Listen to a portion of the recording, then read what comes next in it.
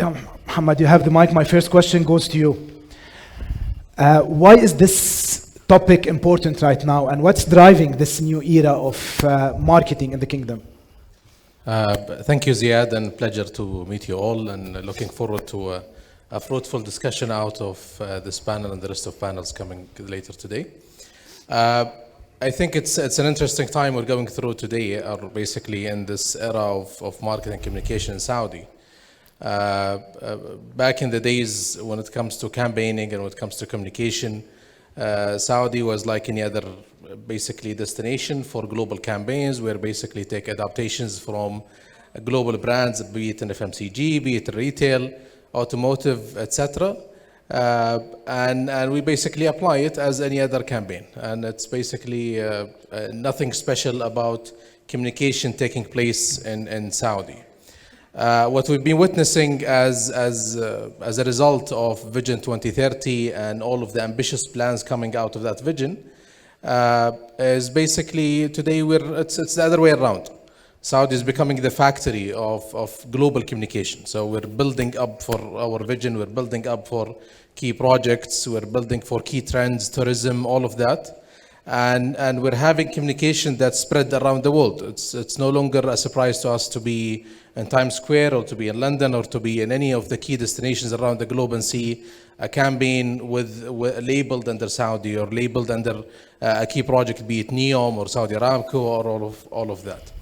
So it's a new era, it's a new excitement for talents to be working on such campaigns that's different from any other previous kind of communication, and that kind of excitement opens doors, and that's what we're looking forward to discuss in this session. Right. Thank you, Muhammad. Thank you.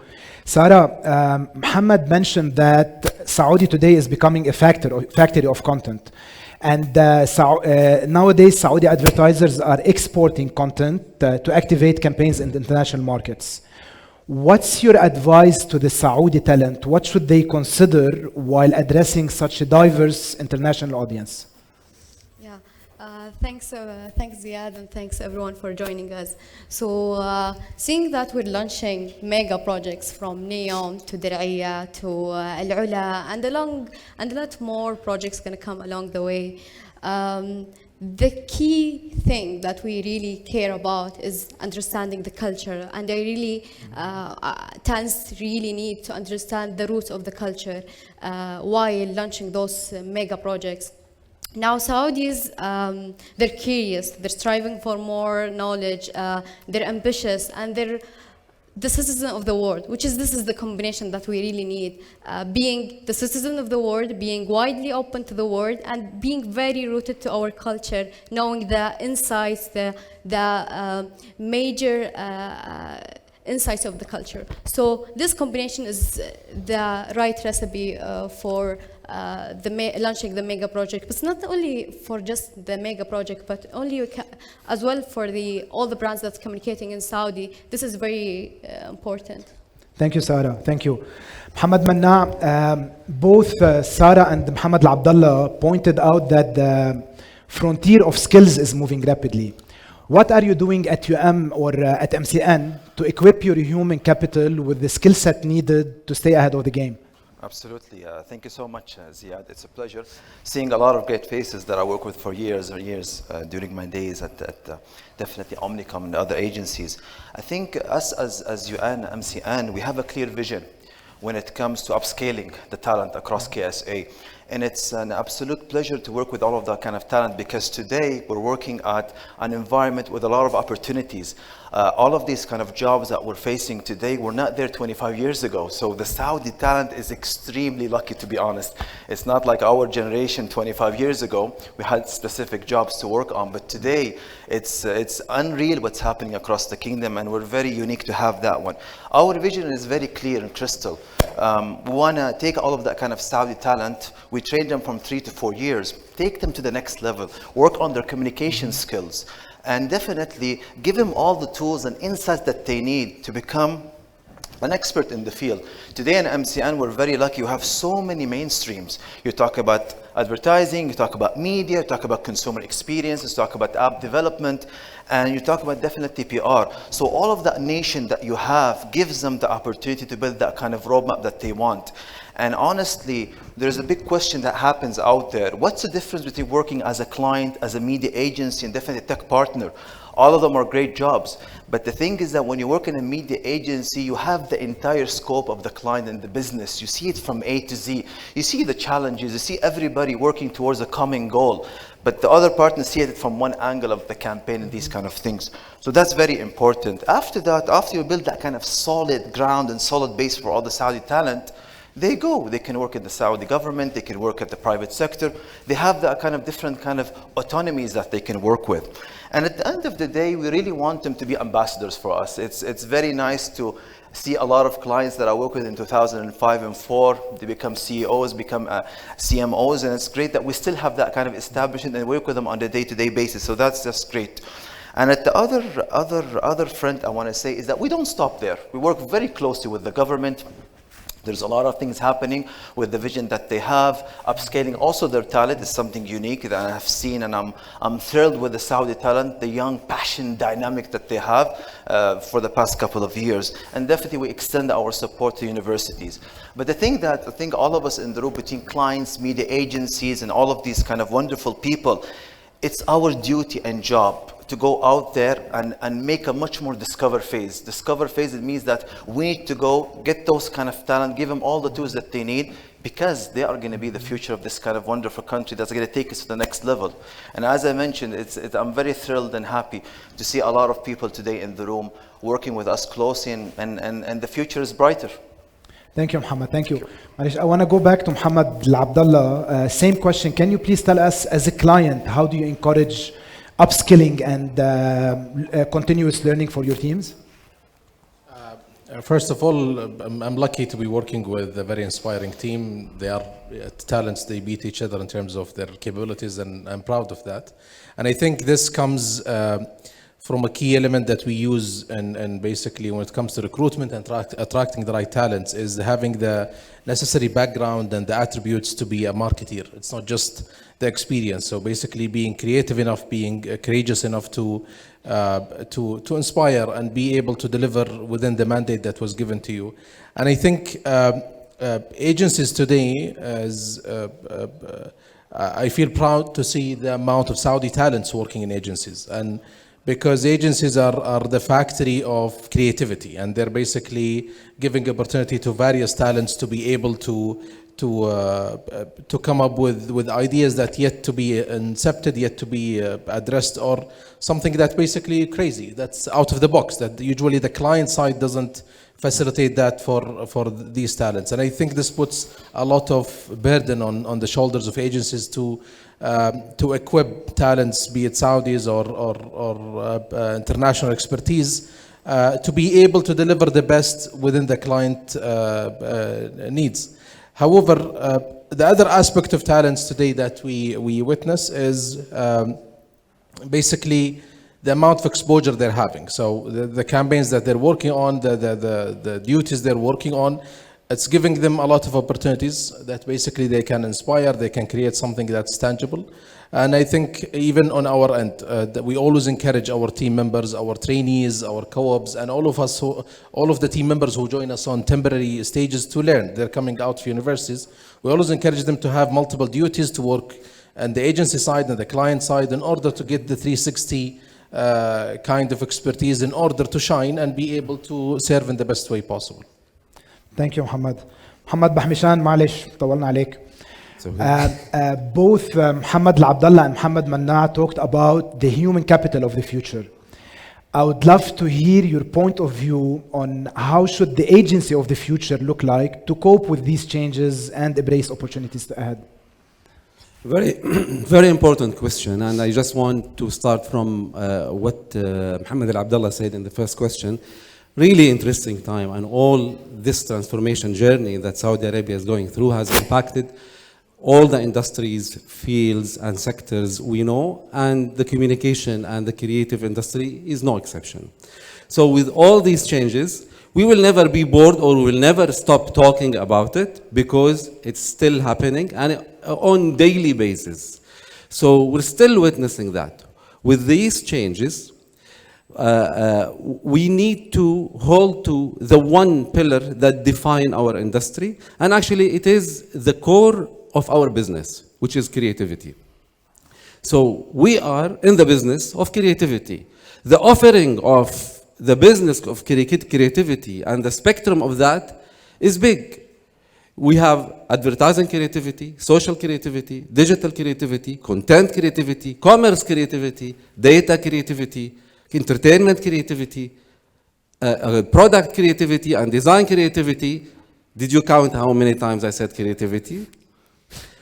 I'm not going to stop. And I said, if we are in that type of business, then the future agency need to be an irrefutable agency of creativity. From a different point of view, if we are in that business, then it's a prerequisite that we are in the business of talent. And the future model of agency is basically a hybrid world of human talent and technology. Now, from a different angle, how to accelerate that, how agencies can be ready for that.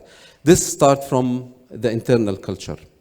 Creativity requires freedom, and agencies, from a cultural point of view, internally, they need to free and to unbound from so many conventions of the market and the industry.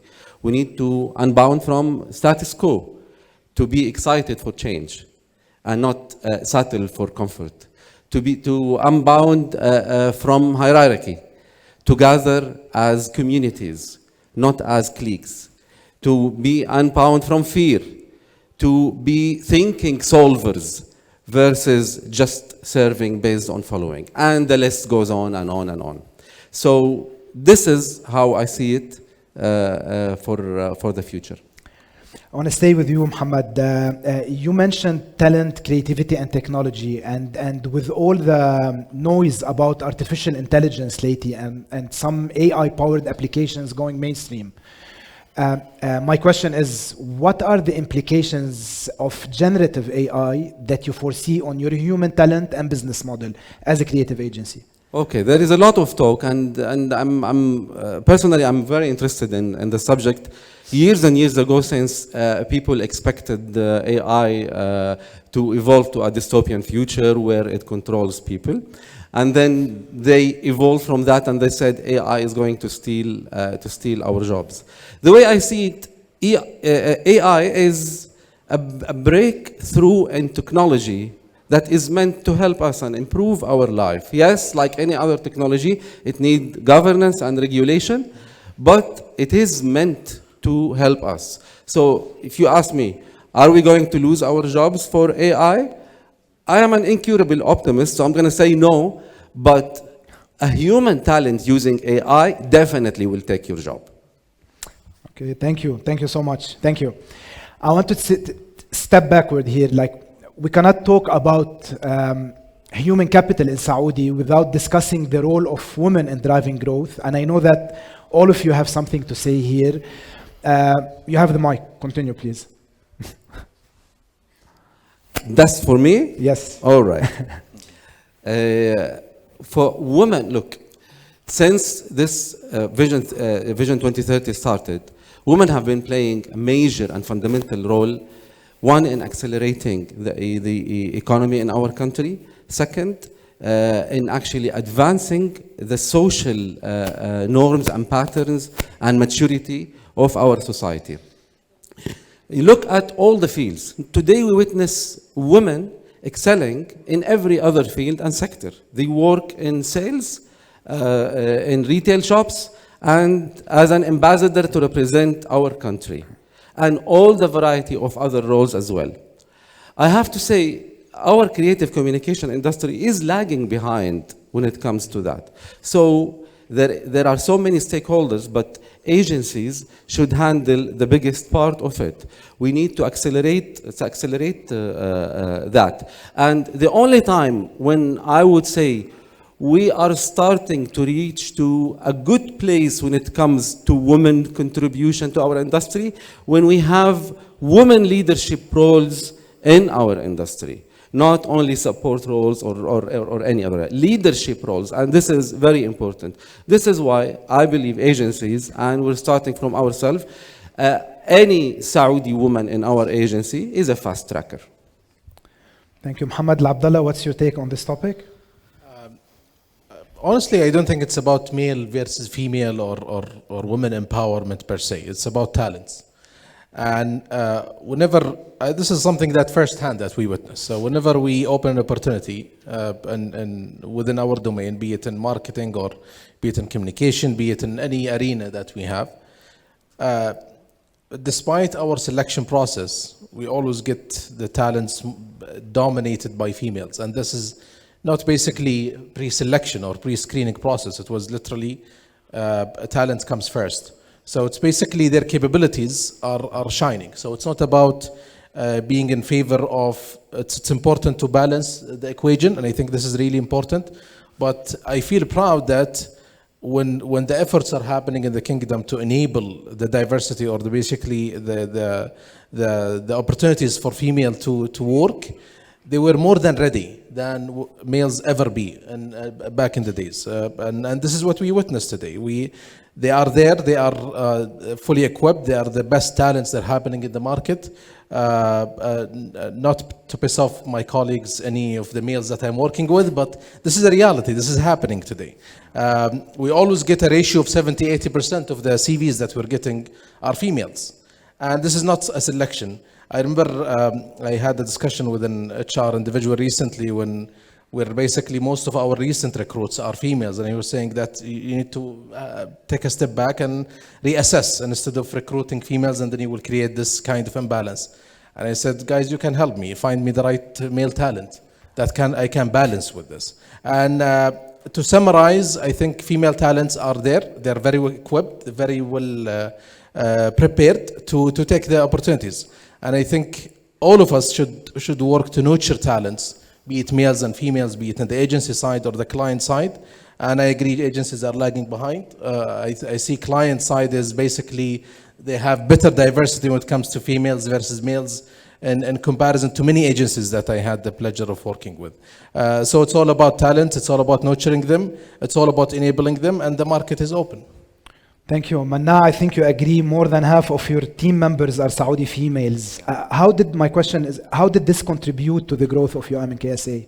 Yeah, thank you, Ziad. I think one of the things that we're very proud as an agency that we worked across so many years with yourself and definitely with the HR in Saudi is that 50% of our staff now are Saudi females. And the thing is that with the interviews that we do with all of them and stuff, the aspects is that the drive that they have is contagious. The fire that they have, they want to prove themselves in front of their family, society, which is, to be honest, always inspiring for us. And you know what, from the first 5 minutes when you do the interview, if that kind of person had dedication and passion to take it, because at the end of the day, we're servicing the clients, it's a demanding job, we work around the clock, and across the year, if it's Eid, if it's not Eid, we work at these kind of things. So that kind of passion point and that kind of authority that she has should be to the extreme, and I have seen that. And the thing that they unlock in a very short period of time. So they have great relationship with the client, fantastic. They build trust, they build harmony and synergy between them and the other agencies and the client.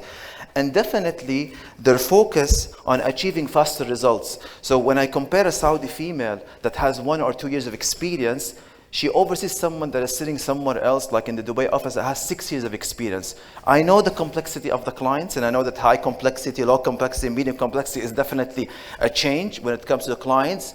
But working beyond the job so she can prove herself, then she can unlock. And our vision between me and Mohammed and the other people is that we want to have someone who's a GM of the Saudi office, someone who becomes a CEO, a COO. These things are our ambition. This is what we want to try every single day to make it happen.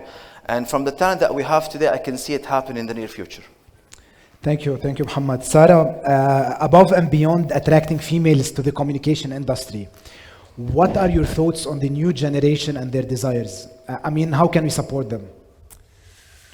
So, the new generation. When we talk about the new generation, we have to highlight what's happening in the kingdom the whole kingdom is moving forward and very fast transition.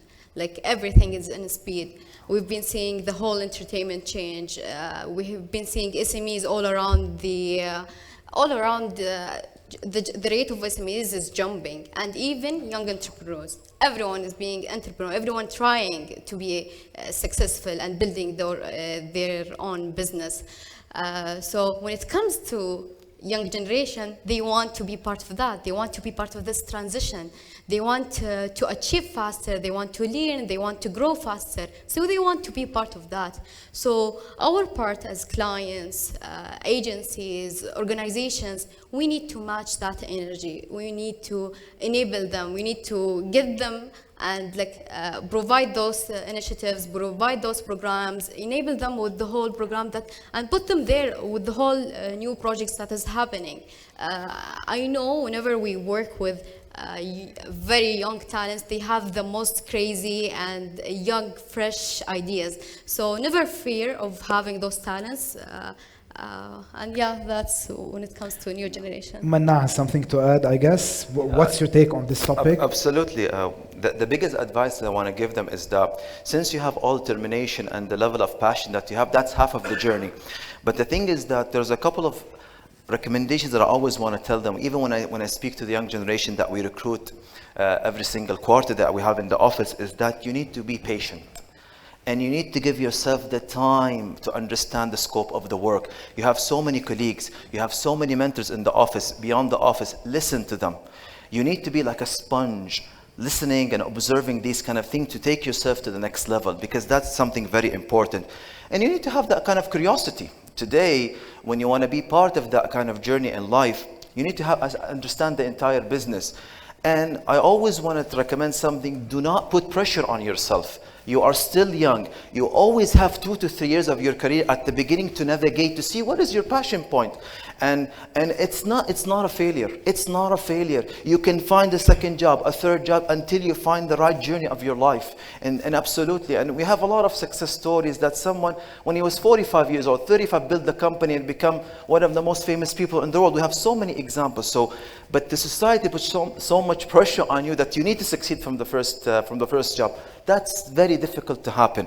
And always stay hungry, motivated. And the other thing is that, very important, you need to practice. Practice what you have learned. A lot of people tell me, okay, you need to have all of these kind of seminars. Yeah, you can attend 100 seminars with Google and TikTok, but you take that kind of passion, putting it on the whatever requires on the business is something very, very important.